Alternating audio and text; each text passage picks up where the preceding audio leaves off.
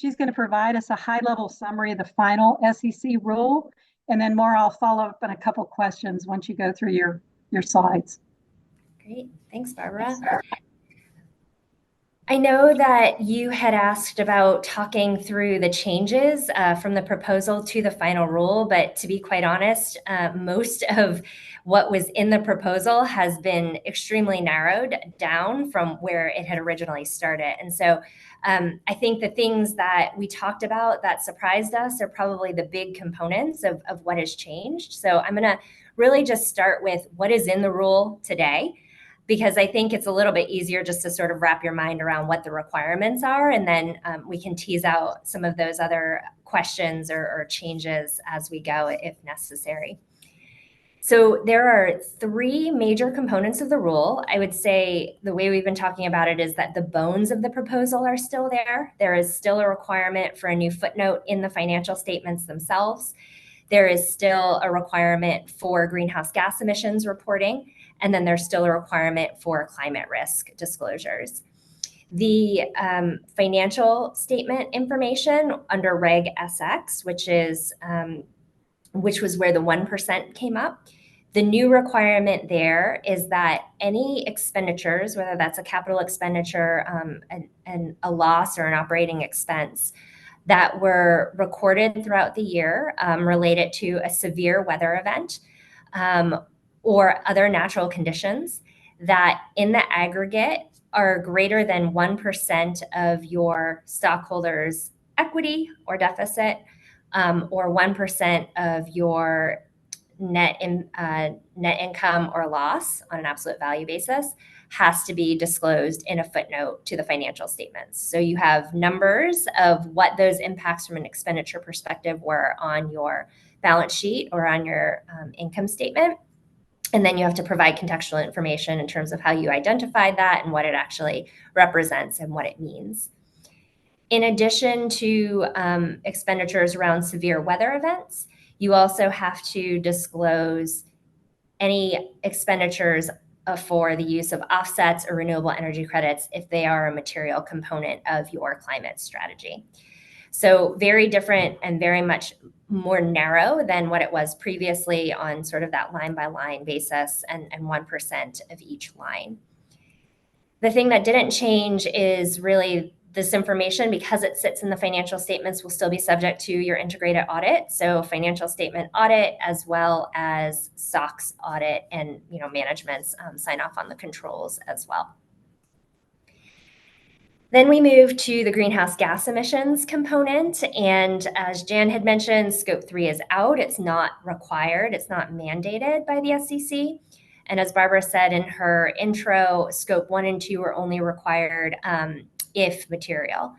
Actually, sorry, flip that. Jan said that in her intro. And so I think that there's going to be a lot of discussion around this. What does that mean? Many companies who have been reporting their greenhouse gas emissions inventory for a long time have shown that scope 3 emissions tend to be somewhere between 90 and 95% of the overall inventory. And so if you take it from a strictly quantitative perspective, scope 1 and 2 were never going to be material anyway. So there is some language in the rule about how we need to think about scope 1 and 2 from a qualitative perspective, thinking whether or not you have set targets and goals for your company around greenhouse gas emissions, and therefore scope 1 and 2 are clearly material, and scope 3 actually may be necessary to be disclosed as well to evidence your progress against those targets and goals if you have to disclose those as a part of the climate risk disclosures. So there are a number of different things that you need to contemplate in terms of whether this information is material and whether you need to disclose it. I would also contend that if you're already disclosing it for other purposes, it's a question of why the SEC could ask the question of why it's not in your 10K.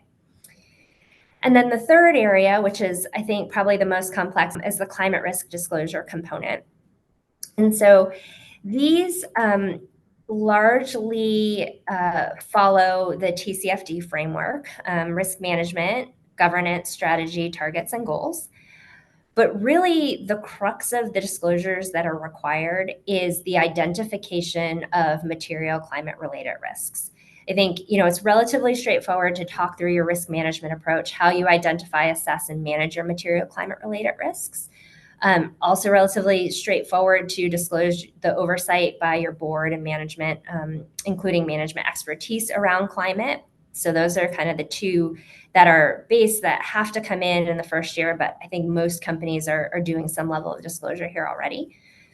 But I think the harder part, where a lot of companies either have not started or probably need to sharpen their pencil a bit, is around the disclosure of climate-related risks, specifically the physical and transition risks that materially impact or are reasonably likely to have a material impact on the short and long term for the company.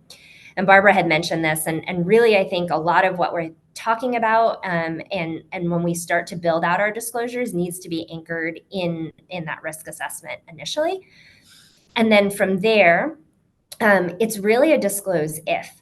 So if you are mitigating those risks in some way through climate risk mitigation or adaptation, you have activities that you're undergoing to try to prevent or reduce the speed at which these severe weather events are occurring, or climate change is occurring, then that needs to be disclosed.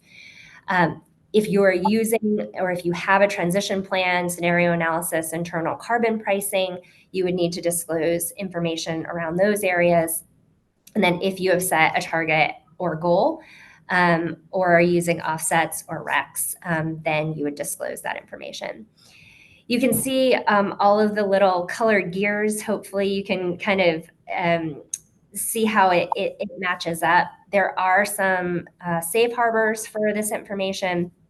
There is also a quantitative requirement to actually discuss the monetary impacts of your climate risk mitigation and adaptation activities, your transition plan, as well as the meeting of any targets or goals 1 year after your initial requirement to disclose. And so those are all things that really need to be taken into consideration. And then one other thing that I would note is that both in the financial statements themselves, as well as in this part of the disclosure, estimates or assumptions that go into any valuations that you're doing related to climate also need to be disclosed explicitly in terms of how they have materially impacted, let's say, an impairment analysis or evaluation of a business combination that's been purchased or acquired during the year. The next slide gives a highlight of the timeline that we're looking at in terms of implementation. But the point is that actually timeline implementation is very complex. And I'm not going to talk through all of it, but the keynote is large accelerated filers will have to do some disclosure starting in 2025 in their 2026 reports, with assurance coming in 2029 at a limited level of assurance, and then reasonable assurance in 2031. And 2025 is really just your climate risk disclosures and the financial impact. And then 2026 is scope 1 and 2 emissions that would be required. And then everything else is kind of phased out after that for other filers. Smaller reporting companies and emerging growth companies actually have 2 years for compliance with the disclosure, and then actually do not have to disclose greenhouse gas emissions at all. So just know that it's very complicated, and it's very much driven by the type of filer that the company is. And then the next slide, we really have to talk about in the context of all of the other standards that are out there. The SEC, you can look at it and say, oh, it's been watered down, it doesn't require anything, and therefore my company doesn't really have to do anything. I mean, we're just going to say nothing's material. The climate risks aren't material to our business. We don't have a strategy around it, and greenhouse gas emissions aren't material because all we have are buildings everywhere. And severe weather events haven't impacted our business. But if you are scoped in for any of these other standards, whether it be the European Union, the ISSB in other jurisdictions, or California, it is likely that you're going to have to do all of that plus. So the primary difference with the SEC compared to the other standards is that financial impact footnote that will be required, the 1%. But outside of that, everything else is required by the other standards. And so I think where the rub is actually going to be from a board level and from an oversight level is trying to find that balance of what is material from an SEC perspective versus all of the stuff that you have to disclose anyway publicly for these other standards, and what comes into the 10K and what can stay out. How do you draw that line? How do you assess that materiality? Is it appropriate to not put it in your K, even if you have, a 150-page CSRD report out there? So that's the breakdown of the rule. That's great, Maura. Thank you. You take something that's 886 pages or so and make it very digestible. So thank you for that. You mentioned it in your remarks, and I think, and there's already a question that's come in, and it was really my first question for the panel to consider too, is, you've got the recent ruling by the Fifth Circuit issuing an administrative stay, halting the new rule. How does this impact the company's plans?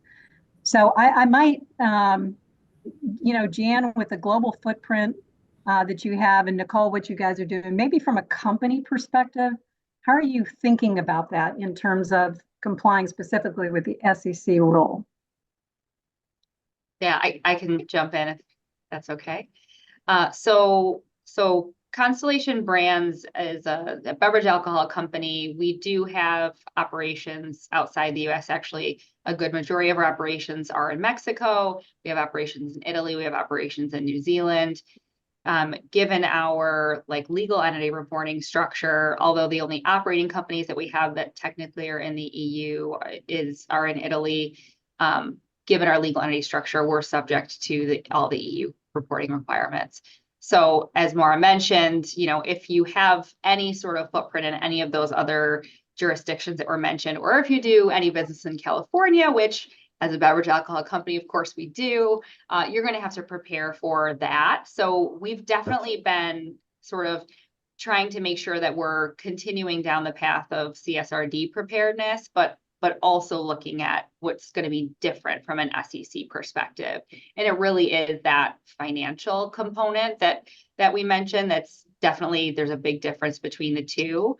So for us, that's a big body of work, and it's something that, we're not planning to slow down on, because we believe that the information will be required in one way, shape, or form at some point.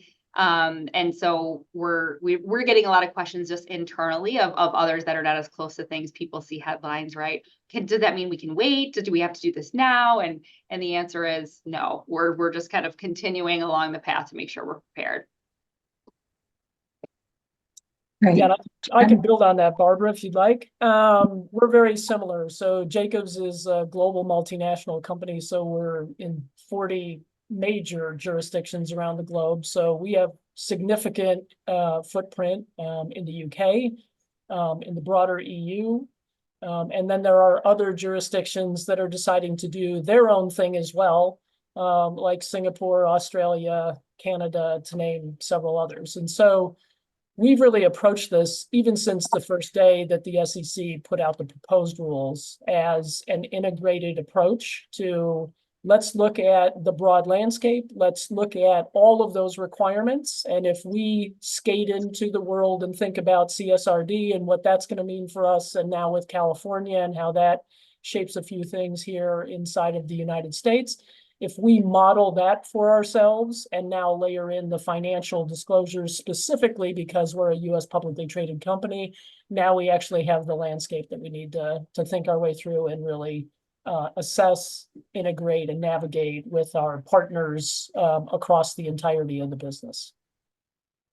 Yeah, thanks, Jan. And you mentioned, and Maura mentioned when she had the slide and the comparisons. I mean, I sit on a board in Europe, and I can tell you, as you know, from implementing it for Jacobs or Nicole for Constellation, it's much broader. I mean, you've got 4 areas you basically are dealing with. You got the governance, the strategy, impact, risk, and opportunity, and the metrics and targets. You've got a double materiality that you need to think about. Obviously, a prescribed statement of total value chain as well as operations. So it really is quite comprehensive. I think what's really interesting, and without any partisanship, but based on the election that's coming up in the US, it's pretty interesting to think about how companies will view this, particularly in an election year, when the timeline for implementation is, as Maura mentioned, a fair way out. So I think the only thing I can suggest to those on the call is there are a number of law firms that are actually having webcasts in the same area, and I think that'll be a key area of debate. But what it is we have a rule right now. We have to think about the implementation of that rule, what we're prepared for and what we're not prepared for.